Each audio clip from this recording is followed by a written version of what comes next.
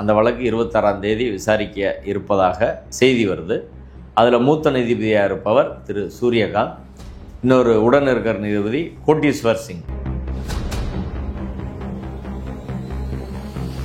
நீ என்ன இஷ்டத்துக்கு பேசுறியா, உனக்கு ஆதரவாக போராடுவாங்களா, நாங்கள் பார்த்துக்குறோம் அப்படின்னு என்ன அர்த்தம்? அந்த நீதிபதி முன்னாடி தான் இப்போ வருது. 26ஆம் தேதி இந்த வழக்குகள் வருது. அப்போ அதை எப்படி இருக்குன்னு கணிக்க முடியாத ஒரு நிலைமையில தான் நாம் இன்னைக்கு இருக்கிறோம். சாதி ரீதியான சிந்தனையா இருக்குன்றதுக்கு இன்னொரு உதாரணம் சொல்ல முடியுமா? அப்படி சொல்லிடுறேன். நான் அதுக்கு ஒரு உதாரணம் சொல்றேன். அது 25/4/2025 5 சீனியர் கவுன்சில், ஒரு அட்வொகேட், 6 பேரை நீதிமன்றத்துக்கு உதவியா போடுறாரு. 6 பேரும் பிராமி. இதை எப்படிங்க ஏற்றுக்கிற முடியும்னு சொல்லுங்க. ஒரு நான் பிராமின் கூட அவங்களுக்கு சட்டத்தில் தெளிவில்லையா? அவங்க பேச மாட்டாங்களா? வில்சன் எங்களுக்கு நீதிமன்றத்திற்கு அசிஸ்ட் பண்ணலை, நீதிமன்றம் முடிவெடுக்கிறதுக்கு ஒரு வழக்கறிஞராக உதவி பண்ணலை, ஆனால் தடையாக இருந்தார் அப்படின்னு வில்சனை சொல்கிறாங்க. அதே சமயம் அட்வொகேட் ஜெனரல் PS ராமன் அவர்களை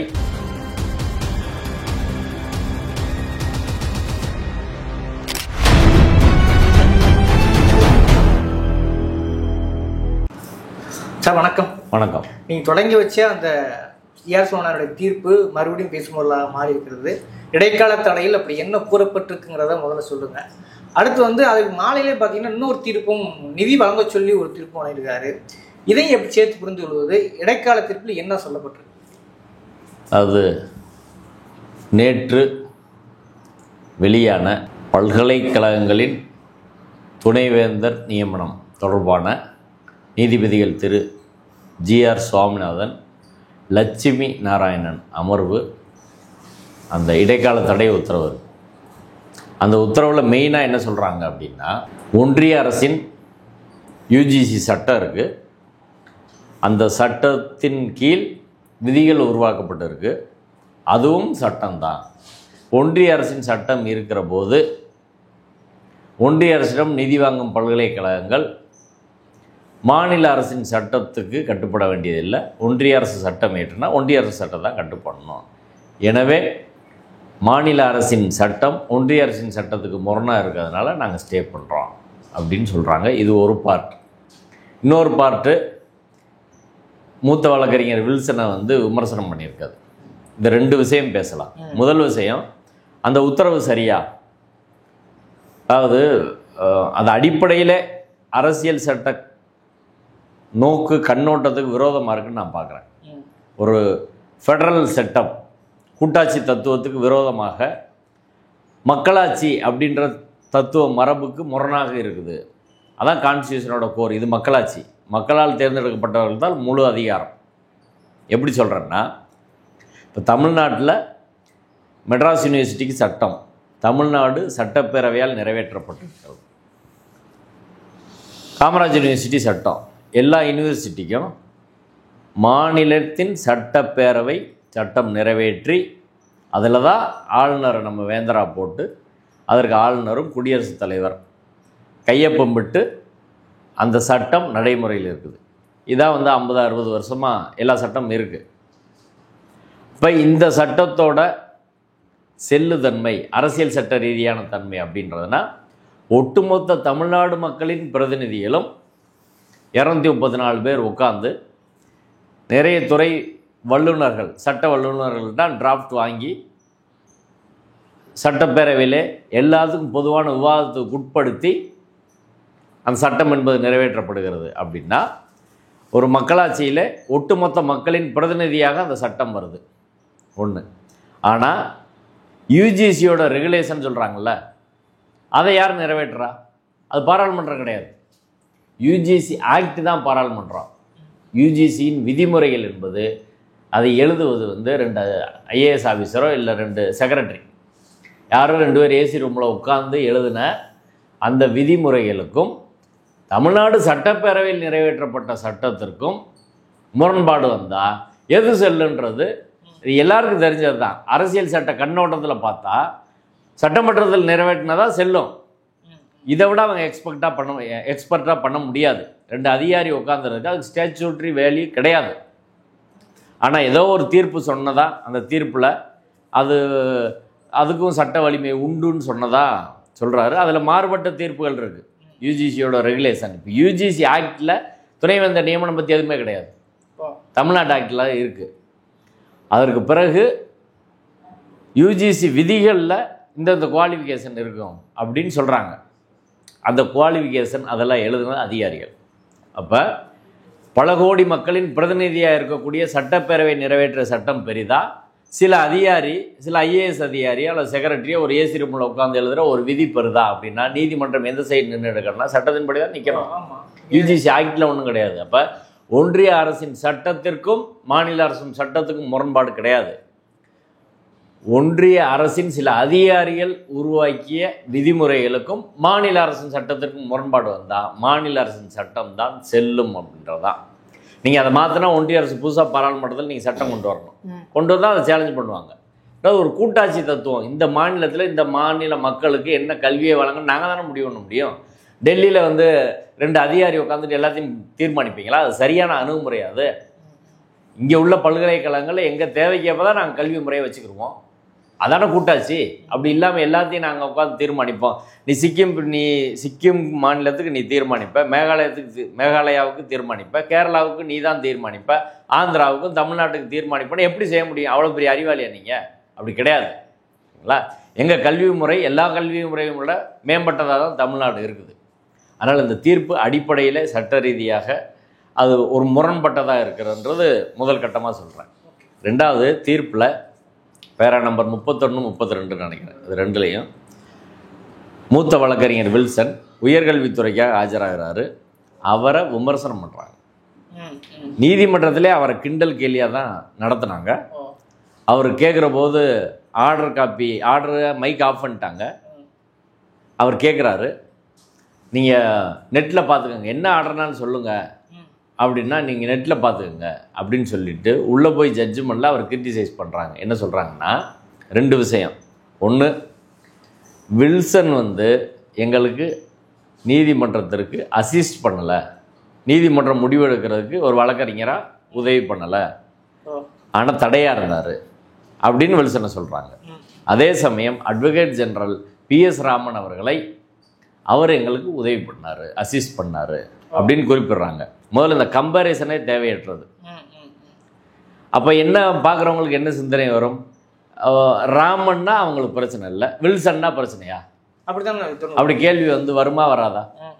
இத்தனைக்கும் தமிழ்நாட்டின் தலைமை வழக்கறிஞர் திரு PS ராமன் அவர்கள் அவர் கொஞ்ச நேரம் பேசின பிறகு வில்சன் அவர்கள் எங்களுக்கு டைம் வேணும்னு கேட்டுக்கிட்டே இருந்தார்.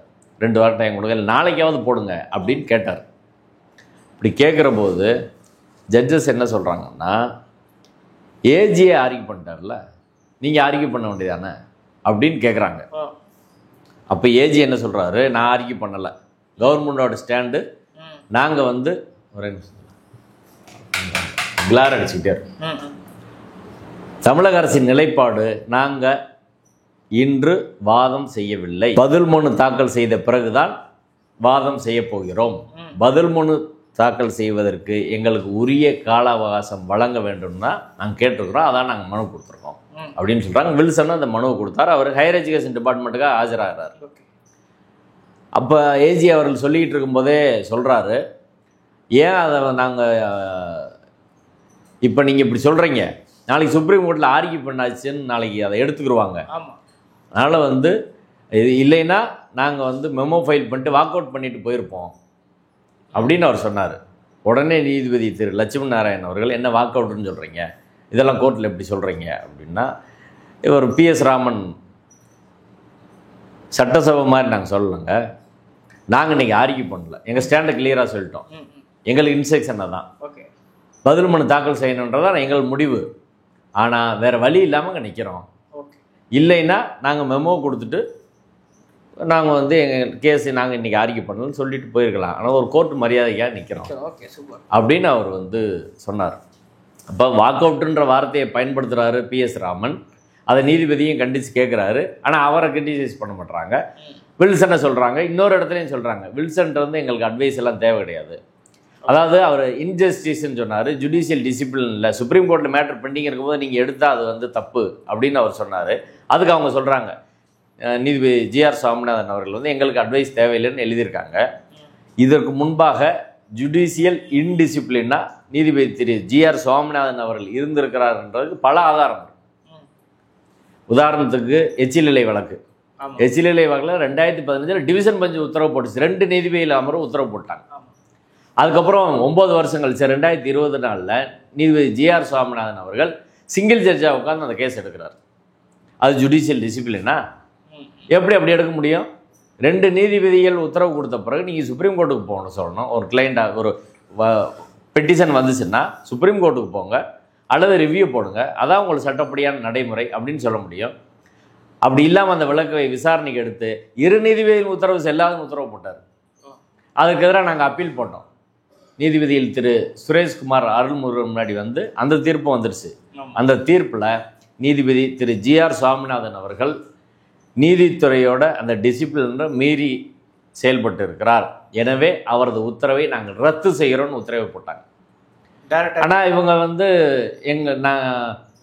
இவர் வில்சனுக்கு அட்வைஸ் பண்ணுறது அப்படின்றது எந்த வகையில் சரியாக இருக்கும்? ஒரு சீனியர் அட்வொகேட்டை அப்படி சொன்னால் அது அவரோட கருத்து இல்லாமல் சொல்கிறதுன்றது சரியான ஒரு அணுகுமுறை கிடையாது. இப்போ நாளைக்கு அவருக்கு எதிராக அந்த ரிமார்க்ஸ் வந்து வேறு கேஸில் பயன்படுத்துவாங்க. அப்படி அதை பண்ணக்கூடாது. அது ஒரு நல்ல ஆரோக்கியமான நீதித்துறை அணுகுமுறை கிடையாது. வில்சனாக அவர் கட்சிக்காரருக்கு தான் அவர் பேசுகிறாரு, ஃபைட் பண்ணுறாரு. ஃபைட் பண்ணுன்றதான் கோர்ட்டில் வழக்கறிஞர்களோட வேலை. ஃபைட் சீனியர் கவுன்சில் பண்ண மாட்டாங்கன்னு தான் நாங்கள் இதுவரை சொல்லிகிட்டு இருக்கோம். நீதிபதியில் எது சொன்னாலும் தலை குனிஞ்சு போகாதீங்க, தைரியமாக ஃபைட் பண்ணுங்க அப்படின்றதா. இன்னொன்று அவங்க செஞ்சுருக்கணும். தமிழ்நாடு அரசின் தலைமை வழக்கறிஞரும் வில்சன் அவர்களும் ஒரு மெமோ ஃபைல் பண்ணிட்டு எங்களுக்கு பதில் மனுக்கு கால அவகாசம் வேண்டும் கொடுத்துட்டு நாங்கள் இன்றைக்கி ஆர்கியூ பண்ண விரும்பலன்னு போயிருக்கணும். அப்படி டீல் பண்ணியிருந்தா தான் அது கரெக்டாக இருந்திருக்கும். அந்த தைரியம் என்பது இவர்களுக்கு இன்னும் ஏன் வரல அப்படின்றது தெரியல. ஏனென்றால் நீதிபதி திரு ஜிஆர் சுவாமிநாதன் அவர்கள் அவர் ட்ராக் ரெக்கார்டை நம்ம பார்த்தோம்னா வரிசையாக ஏராளமான பிரச்சனைகள் இருக்கு. 2022 இந்த லாவண்யா வழக்கு பிரச்சனை, அது சிபிஐக்கு மாற்றுறதுல அதில் ஒரு கான்ட்ரவர்சி வந்துச்சு. அண்ணாமலையா அந்த உத்தரவில் வந்து பாராட்டுறாரு. ஒரு அரசியல் கட்சி தலைவர், பாஜகவின் தலைவரை ஒரு உத்தரவில் பாராட்ட வேண்டிய தேவை அவசியம் ஒரு நீதிபதிக்கு எது வருது? நாளைக்கு அவர் அதை காட்டுவார்ல, எங்கனாலும் என்னைய நீதிமன்றமே பாராட்டிருக்கு, என்னை எப்படி நீங்கள் சொல்கிறீங்க அப்படின்னு. இப்போ நீதிபதி அரசியல் தலைவர்களை பாராட்டி அவர்களை வளர்த்து விடுறதா கோர்ட்டோட வேலை. அது நீதிபதி திரு ஜிஆர் சுவாமிநாதன் அவர்கள் செஞ்சார். நீங்கள் கூகுளில் சர்ச் பண்ணி பாருங்கள், கிளியராக வந்து இருக்கும். 2021 மாரிதாஸ் கேஸு. மாரிதாஸ் கேஸு, அதாவது இராணுவ தளபதி அவர்கள் இங்கே விபத்தில் இருக்கிறாரு. அது தொடர்பான சந்தேகம் பிரச்சனைகள்லாம் வருது. மாரிதாஸ் திமுக அரசு தமிழகத்தை காஷ்மீர் போல் மாட்டி வைக்குது அப்படின்னு சொல்கிறார். இது எவ்வளோ பெரிய மோசமான ஒரு ஒப்பீடு. அதுக்கு எஃப்ஐஆர் போடுறாங்க அந்த கேஸு. இன்னொன்று கொரோனாவுக்கு தப்லீக் ஜமாத் தான் காரணம்னு சொல்லி இஸ்லாமியர்கள் மீது மத வெறுப்புணர்வு அடிப்படையில் பேசுகிறாரு. இந்த 2 வழக்கும் போகிற போது நீதிபதி திரு ஜிஆர் சுவாமிநாதன் அவர்கள் இது ஃப்ரீடம் ஆஃப் எக்ஸ்பிரஷன், கருத்து சுதந்திரம், அதில் விஷயம் என்ன இருக்கும் அதெல்லாம் இல்லை. இஸ்லாமியர் மீது வெறுப்பு இருக்குது, அது அஃபென்ஸு. நீங்கள் மதுரை ஆதீனம் பேசுகிற மாதிரி. ஆனால் அதை அப்படியே ஸ்ட்ரெயிட்டாகவே வந்து கவுண்டருக்கு டைம் கொடுக்காம கூட அவர் பாஸ் பண்ணார். அதே சமயம் ஜார்ஜ் பொன்னையா கேஸ் வருது. கன்னியாகுமரியில் ஒரு ஃபாதர் வந்து இந்து கடவுள் பிஜேபி ஆர்எஸ்எஸ்ல விமர்சனம் பண்ணாங்கன்னு. அந்த வழக்கில் இந்த விமர்சன உரிமை உனக்கு கிடையாதுன்னு சொல்கிறார். மாரிதாஸ் இருக்குது, ஏன்னா அவர் பிஜேபி ஆதரவாளர். ஆனால் ஜார்ஜ் பொன்னையா அவர் கிறிஸ்டின், அவர் கிடையாது. அதே வழக்கில் வழக்கறிஞர் லஜபதி அவர்கள் அம்பேத்கர் சொன்னதை தான் அவர் சொல்லியிருக்காருன்னு சொல்கிறாரு. இப்போ நீதிபதி அவர்கள் சொல்கிறாரு அம்பேத்கர் சொல்லலாம், ஜார்ஜ் பொன்னையா சொல்லக்கூடாது. அதில் டெமோக்ராஃபிக் ப்ரொஃபைல்ன்றார். கன்னியாகுமரியில் வந்து கிறிஸ்தவர்கள் எண்ணிக்கை கூட்டிட்டா அது மாறிடும். அதுக்கப்புறம் ஒரு மீட்டிங்லேயே சொல்கிறாரு, சுதந்திரம் வாங்குகிற போது மக்கள் தொகை என்ன இருந்துச்சோ அது இருந்தால் தான் இந்த கான்ஸ்டியூஷன் பாதுகாக்கப்படும். இது அதாவது மறைமுகமாக சிறுபான்மை மக்களின் எண்ணிக்கை அதிகரித்தா இந்த கான்ஸ்டியூஷன் மாற்றப்படும். இதை நான் நேரடியாக சொல்ல முடியாது, மறைமுகமாக புரிஞ்சுக்கணும்னு பேசுகிறார். அது அப்பயே மிகப்பெரிய சர்ச்சையாச்சு. இப்போ மாரிதாஸுக்கு பிஜேபிக்காரருக்கு ஒரு நீதி, ஜார்ஜ் பொன்னையாவுக்கு ஒரு நீதி, கிறிஸ்துவர் தொடர்பாக இந்த கண்ணோட்டத்தில் பேசுறது, இதெல்லாம் வெறுப்பு பேச்சு. இந்த அணுகுமுறை வந்து ஒரு ஜுடிஷியஸான அணுகுமுறை, நீதித்துறையோட அணுகுமுறை கிடையாது. அது ரிலீஜியஸாவோ ஐடியாலஜியாவோ இல்லை பழைய ஆர்எஸ்எஸ் அஃபிலியேஷனோட அணுகிற முறை மாதிரி தான் மக்களுக்கு தெரியும். அடுத்து வந்து எச்சில் இலை வழக்கு, அது ஏற்கனவே நம்ம சொல்லிட்டோம். எச்சில் இலை வழக்கு எடுத்த முறையே சிக்கலானது தான். உரிய பார்ட்டி வந்து ஹெச்ஆர்என்சியும் போலீஸையும் பார்ட்டியாக சேர்த்தா வேறு ஜட்ஜிட்டு போகிறோம். அது சொல்லாமல் இவரே உத்தரவு போட்டு ஃபங்க்ஷனுக்கு முத நாள் போட்டு அதை நடக்கிறதுக்கான அனுமதி பண்ணுறாரு. இப்படி சவுக்கு சங்கர் வழக்கு, சவுக்கு சங்கர் வழக்கில் இவரை இன்னொரு நீதிபதி திரு ஜெயச்சந்திரன் அவர்களே கண்டித்தார். இன்னைக்கு தேதி வரை அவரை சந்தித்த நபர்கள் யார் அப்படின்றத இன்னைக்கு வரை நீதிபதி திரு ஜிஆர் சுவாமிநாதன் வெளியே சொல்லலை. அப்போ நம்மளுக்கு என்ன சந்தேகம் வருதுன்னா, திமுகனா திமுகவை வந்து மக்கள் விமர்சிக்கட்டும்னு சொல்லியிருப்பார். அப்போ ஆர்எஸ்எஸ் பிஜேபி காரங்களை சந்திச்சாங்களான்னு நம்மளுக்கு சந்தேகம் வருது. அப்போ இன்றைக்காவது அவர் வெளிப்படுத்தணும். இது என்றைக்கும் அவருடைய நீதித்துறை வரலாற்றில் அது கரும்புள்ளியாக தான் இருக்குன்றதான் நான் பார்க்குறேன். அப்போ அடிப்படையில் நீதிபதி ஜிஆர் சுவாமிநாதன் அவர்கள் அவர் ஐடியாலஜி அடிப்படையில் நிறைய தீர்ப்புகள் கொடுத்துட்டு வர்றாரு, அரசியல் சட்ட கண்ணோட்டத்தில் அல்ல அப்படின்றதும், அது அவர் சிந்தனை வந்து ஒரு சாதி ரீதியான சிந்தனையாக இருக்குன்றதுக்கு இன்னொரு உதாரணம். அப்படி சொல்ல முடியுமா? அப்படி சொல்லிடுறேன். நான் அதுக்கு ஒரு உதாரணம் சொல்கிறேன். அது 25/4/2025 நீதிபதி திரு ஜிஆர் சுவாமிநாதன் ஜோதிராமன் அமர்வு AS 5/2025 அப்படின்ற வழக்கில் சந்திரசேகர்ன்ற வழக்கில் ஒரு உத்தரவு போடுறோம். சந்திரசேகரன் உமா மனுதார் எதிர்மனுதான்னு வச்சுக்கோங்க. அதில் நீதிமன்றத்துக்கு உதவியாக வழக்கறிஞர் போடுறார். பொதுவாக அமிக்கஸ் குறி அப்படின்றது நீதிமன்றத்துக்கு இந்த பிரச்சனை குறித்து ஒரு தெளிவான விளக்க உரை சொல்கிறதுக்கு, சட்டத்தை நிலையை தெளிவுபடுத்துறதுக்கு சீனியர்ஸை போடுவாங்க. அதில் பாருங்கள் அந்த list. Mr TR Rajagopalan senior counsel 1. ரெண்டாவது Mrs N Krishnaveni senior counsel 2. Mr V Raghavachari senior counsel 3. Mr Srinath Sridevan senior counsel 4.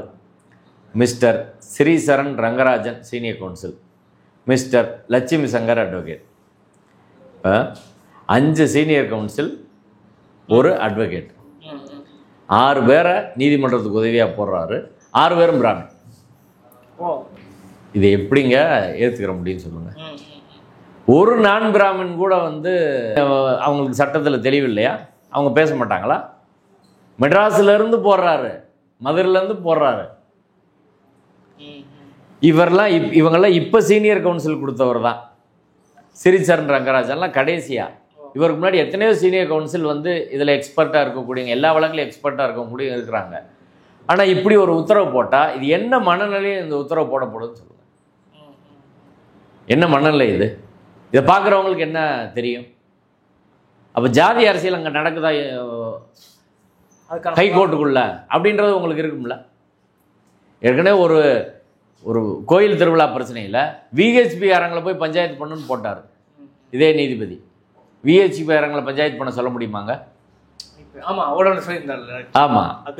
இப்படி நம்ம தேடினோம்னா ஏராளமான இது வருது. ஒரு ஐடியாலஜிக்கலாக நீதிபதிகள் வந்து செயல்படுறதுன்றது அது தவறான விஷயம். நீங்கள் அரசியல் சட்ட ஐடியாலஜியை செய்யலாம். அரசியல் சட்டம் மதச்சார்பற்ற ஜனநாயக சோசலிச குடியரசு. நீங்கள் மதச்சார்பின்மைக்கு பேசலாம், சோசலிசத்துக்கு பேசலாம், மக்களாட்சிக்கு பேசலாம், ஜனநாயகத்துக்கு பேசலாம். ஆனால் அதற்கு விரோதமாக பாசிசத்துக்கு ஆதரவாக, பார்ப்பனியத்துக்கு ஆதரவாக, சமத்துவத்துக்கு விரோதமான கோட்பாட்டை நீங்கள் பேச முடியாது. இப்போ நீதிபதி திரு கிருஷ்ணய்யர் அவர்கள் இருந்தார். அவரும் பொலிட்டிக்கல் பேக்ரவுண்டில் வந்தார் தான். சந்திர இருந்தார், ஹரிபரந்தாமன் இருந்தார். அவங்க மேலாம் இப்போ ஐடியாலஜி, கம்யூனிஸ்ட் ஐடியாலஜி அவங்க திணிச்சாங்களா? ஈவனுக்கு அரசியல் சட்டத்தில் சோசியலிசம் இருக்குது. சோசியலிச ஒரு குடியரசு அமைக்கிறதா அரசியல் சட்டத்தின் நோக்கமே. ஆனால் அவங்க கூட அந்த இதை பேசலை. கம்யூனிஸ்ட் எங்கேயாவது பேசியிருக்காங்களா? அரசியல் சட்டத்தை கண்ணதை கூட தயங்கி தான் அவங்க பேசுகிற மாதிரி நான் பார்த்துருக்குறேன். அப்போ அடிப்படையில் நீங்கள் நீதித்துறைகளை ஐடியாலஜியை கொண்டு வந்தீங்கன்னா அது மிகப்பெரிய ஒரு பின்னடைவை நீதித்துறைக்கும் நாட்டு மக்களுக்கு உருவாக்கும். ஒரு இன்ஸ்டியூஷனாக அதை காலி பண்ணிடும். 2வது நீதிபதி திரு லட்சுமி நாராயணன் அவர்கள், அவர் அப்படி இருக்க மாட்டார்னு தான் எல்லாரும் எதிர்பார்த்தாங்க. ஆனால் அவரும் நீதிபதி திரு ஜிஆர் சுவாமிநாதனோடு இந்த உத்தரவில் வில்சனை கண்டித்தது, இந்த உத்தரவு எல்லாத்துலேயும் கையெழுத்து போட்டிருக்கிறாரு. அதே திரு லட்சுமி நாராயணன் அவர்கள் 2018 21 டாக்டர் எம்ஜிஆர் மெடிக்கல் யூனிவர்சிட்டியில் செனட் மெம்பராக RN ரவியால் நியமிக்கப்பட்டிருக்கார். அப்போ அப்படி ஒரு பொறுப்பு அவர்கிட்ட வாங்குற போது அவங்கெல்லாம் பேசியிருப்பாங்க, சந்திச்சிருப்பாங்க. இப்போ ஆளுநர் தொடர்பான வழக்கு, இப்போ துணைவேந்தரை நியமிக்கும் அதிகாரம் கவர்மெண்ட்டை வந்து திரும்ப எடுத்து இப்போ ஆளுநர்கிட்ட கொடுக்குறாங்க. அதில் பயனாளி ஆளுநர். ஆளுநருக்கு ஒரு அரசியல் இருக்குது, அதான் பாஜக அரசியல். உயர்கல்வியை நாசம் பண்ணுறது, தமிழ்நாட்டு மக்கள் கல்வி கொடுக்குறான்றதான். அப்படிப்பட்ட ஒரு விஷயத்தை செய்கிற போது அவங்க அண்ணன் பிஜேபி அட்வொகேட்டு, முதல்ல அவர் ப்ராக்டிஸே பண்ணக்கூடாது, சீனியர் அட்வொகேட் ராகவாச்சாரி, அவங்க பிரதர் வந்து மெட்ராஸ் ஹைகோர்ட்டில் ஜட்ஜாக இருக்கார். இவர் அங்கே எப்படி ப்ராக்டிஸ் பண்ணுறாரு? பல நீதிபதிகளோட பிள்ளைய ப்ராக்டிஸ் பண்ணுறாங்க. அது தவறான ஒரு முறை. இது அங்கிள் ஜட்ஜு சிஸ்டம்னு சொல்லுவாங்க. அதையே தடை செய்யணும் போல உச்சநீதிமன்றம். ஊருக்கெல்லாம் நீதித்துறை வந்து வாய்களையே பேசுகிறாங்க, அப்படி இருக்கணும், இப்படி இருக்கணும், வெளிப்படைத்தன்மையோட இருக்கணும். ஆனால் ஜட்ஜோட பிள்ளைகளை அங்கே ப்ராக்டிஸ் பண்ணாங்க, ஜட்ஜோட அண்ணனோ தம்பியோ அங்கே ப்ராக்டிஸ் பண்ணால் எப்படி இருக்கும்?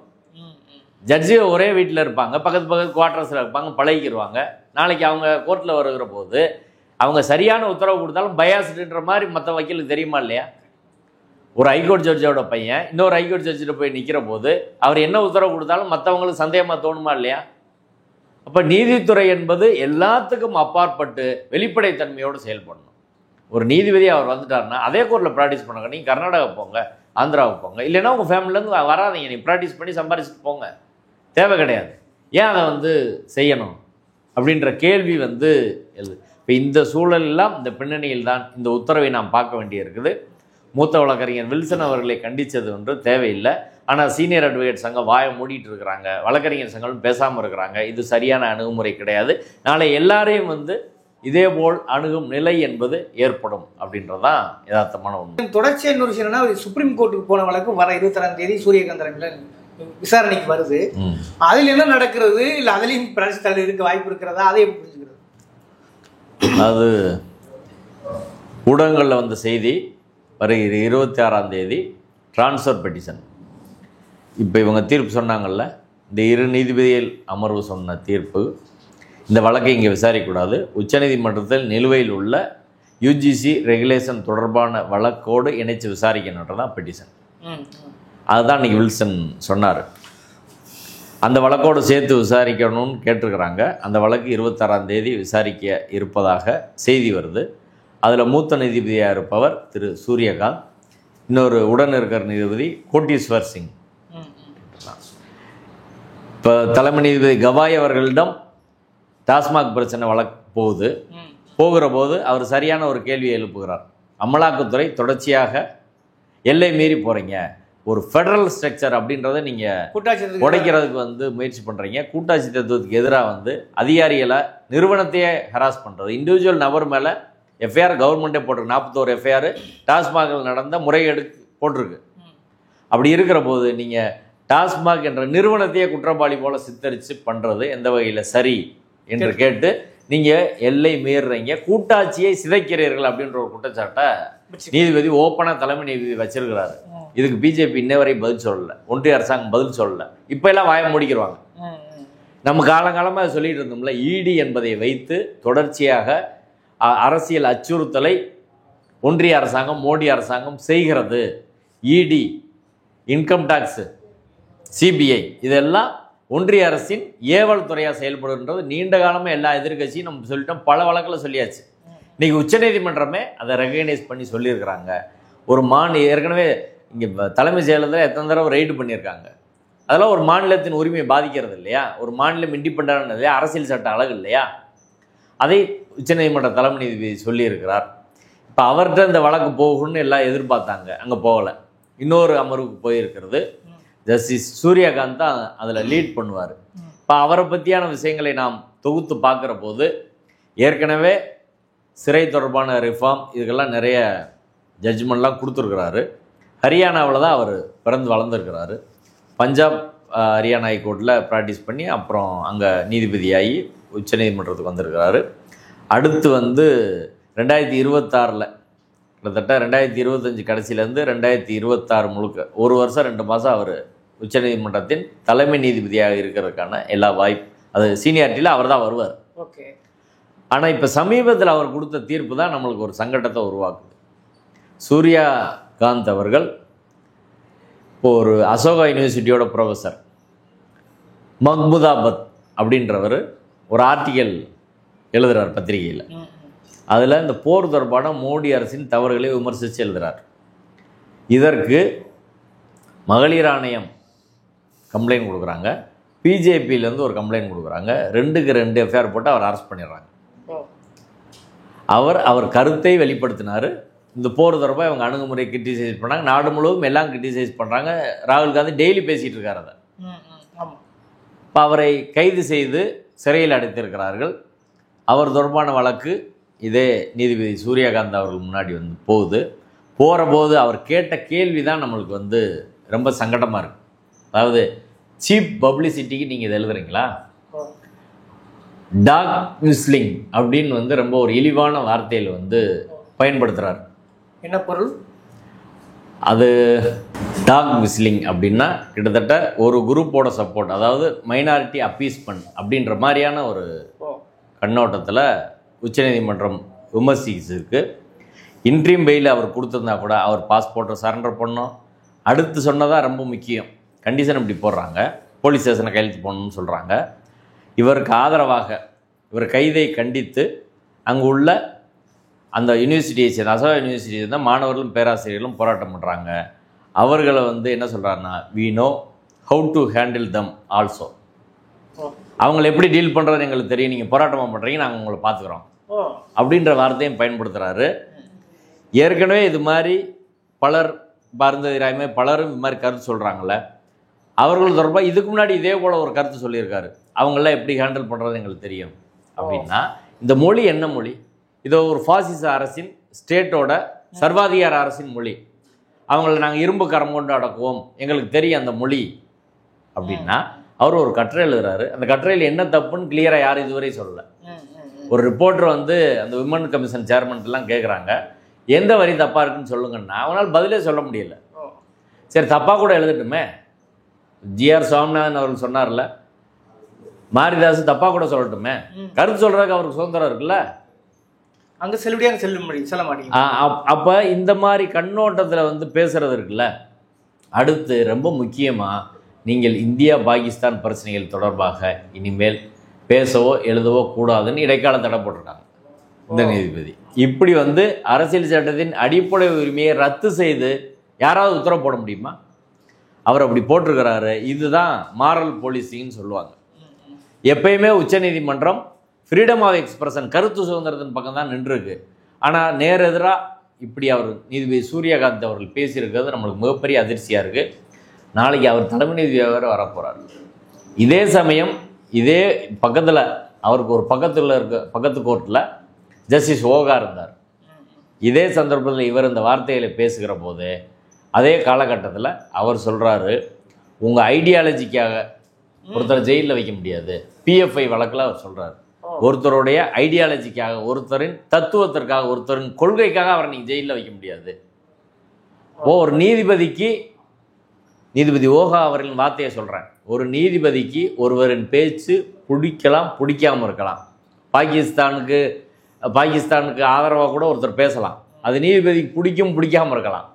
ஆனால் ஒருவரின் கருத்து சுதந்திரத்தை பாதுகாப்பது தான் நீதிமன்றத்தின் வேலையை தவிர, அந்த கருத்து நம்மளுக்கு பிடிக்குதா இல்லையான்றது வேலை கிடையாது. நம்ம கருத்துக்குள்ளே போய் பார்க்கக்கூடாது என்பதை ஜஸ்டிஸ் ஓகா சொல்கிறாரு. இதுதான் சுப்ரீம் கோர்ட். இந்த கண்ணோட்டத்தில் பார்த்தா தான் சரியானது இருக்கும். இதுதான் பல்வேறு வழக்குகளில் உச்சநீதிமன்றம் சொல்லியிருக்கிறாங்க. இப்போ அரசாங்கம் கொடூரமாக எங்களை ஒடுக்குதுன்னு கோர்ட்டுக்கு வந்தால், கோர்ட் அதை விட ஒடுக்கு, நீ பேசவே கூடாது, நீ என்ன இஷ்டத்துக்கு பேசுறியா, உனக்கு ஆதரவாக போராடுவாங்களா, நாங்கள் பார்த்துக்குறோம் அப்படின்னா என்ன அர்த்தம்? அந்த நீதிபதி முன்னாடி தான் இப்போ வருது, 26ஆம் தேதி இந்த வழக்குகள் வருது. அப்போ அதை எப்படி இருக்குன்னு கணிக்க முடியாத ஒரு நிலைமையில தான் நாம் இன்னைக்கு இருக்கிறோம். இதற்கு முன்பாக அவர் சில நல்ல தீர்ப்புகள் கொடுத்துருக்காரு. ஜெயிலில் உள்ளவங்களுக்கு உரிமைகள், தண்டனை கைதிகளும் டெலிவிஷன்லாம் வைக்கணும், குடும்பத்தோட உறவு ஏற்படுத்தணும், இதெல்லாம் அவர் சொல்லியிருக்கிறாரு. அதே சமயம் இப்போ ரீசெண்டாக இப்படி சொல்லியிருக்கிறாரு. அப்போ இந்த கண்ணோட்டம் என்பது என்ன வகையான கண்ணோட்டமாக இருக்குது அப்படின்றது ஒரு பிரச்சனையாக இருக்குது. அதனால் 26ஆம் தேதி டாஸ்மாக் வழக்கு மேலே ஈஸியாக அவங்களுக்கு கிடைச்சிரும் என்பதை நம்ப முடியாது அப்படின்ட்டுதான். அதனால் அடிப்படையில் தமிழ்நாடு அரசு மிகவும் விழிப்புணர்வாக இருந்து உரிய மூத்த வழக்கறிஞர்களை வச்சு ஸ்ட்ராங்காக இந்த விஷயத்தை பேசி ஸ்டே வாங்கணும். முக்கியமான பாயிண்ட் என்னென்னா, எங்களுக்கு ரீசனபிள் ஆப்பர்ச்சுனிட்டி கொடுக்கல, clear case of violation of principle of natural justice, இயற்கை நீதி மறுக்கப்பட்டிருக்கிறது.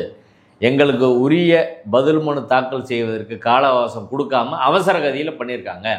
ஒரு ஃபோரம் ஷாப்பிங் நடந்திருக்கு, clear case of forum shopping. BJP தலைமை ஆளுநர் ஆர்.என். ரவியை 8ஆம் தேதி நயினா நாகேந்திரன் பார்க்குறாரு. 12ஆம் தேதி பெட்டிஷன் ஃபெயில் ஆகுது, 13ஆம் தேதி நம்பர் ஆகுது, 14ஆம் தேதி விசாரணைக்கு வருது. பிஜேபியை சேர்ந்தவர் சென்னையில் போடுறார் மதுரை வக்கீலை வச்சு. இப்போ இது clear case of forum shopping. ஏற்கனவே நீதிபதி திரு ஜி.ஆர். சாமிநாதன் அவர்களுடைய ரெக்கார்டு எல்லாம் பார்க்குற போது அவர் தான் நம்மளுக்கு ஆர்டர் கொடுப்பார்னு அவங்க போகிறாங்க. அப்போது ஒரு நீதிமன்றத்தின் மீது இப்படி ஒரு பார்வை வருவதே தவறானது. நீதிபதி திரு ஜி.ஆர். சாமிநாதன் அவர்கள் சித்தாந்த ரீதியாக செயல்படணும் அப்படின்னா அவர் ரிசைன் பண்ணிட்டு ஆர்எஸ்எஸ்லையும் பிஜேபிலையும் சேர்ந்து அவர் செயல்படலாம். ஆனால் நீதித்துறையில் இருந்துக்கிட்டு சித்தாந்தத்தை கட்சியை வளர்ப்பதற்கான முயற்சியை செய்தால் அது அவர் எடுத்த உறுதிமொழிக்கு நேர் எதிரானது. அரசியல் சட்டத்துக்கு விசுவாசமாக இருப்பேன்னா அவர் உறுதிமொழி எடுத்துகிட்டு வந்தார். ஆர்எஸ்எஸ்க்கு விசுவாசமாக இருப்பேன்னு அவர் உறுதிமொழி எடுக்கலை. ரெண்டில் எதுன்னு அவரை தான் முடிவு பண்ணணும். அவர் இல்லாவிட்டால் மக்கள் தீவிரமாக இதற்கு எதிராக கிளர்ந்தெழுந்து போராட வேண்டிய ஒரு சூழல் உருவாகும். அது நீதித்துறைக்கு நல்லதல்ல. நீதித்துறையின் மாண்பை நீதிபதிகள் காப்பாற்ற வேண்டும். நீங்கள் ஆளுநரோட அரசியல், பிஜேபியோட அரசியல், அதுக்கு பின்னாடி போய் நீதித்துறை என்ற நிறுவனத்தை நீங்கள் வீழ்த்துகிறீர்கள். இதை நீங்கள் புரிஞ்சுக்கிட்டா நல்லது. நன்றி சார். நன்றி.